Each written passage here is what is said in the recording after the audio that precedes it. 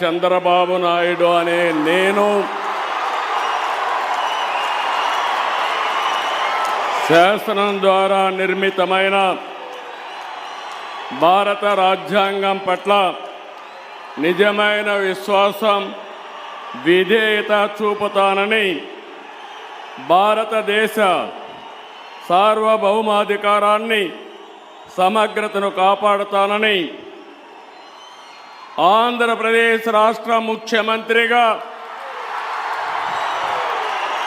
నా కర్తవ్యాలను శ్రద్ధతో, అంతఃకరణ శుద్ధితో నిర్వహిస్తానని, భయం కానీ, పక్షపాతం కానీ, రాగద్వేషాలు కానీ లేకుండా రాజ్యాంగాన్ని, శాసనాలను అనుసరించి ప్రజలందరికీ న్యాయం చేకూరుస్తానని దైవ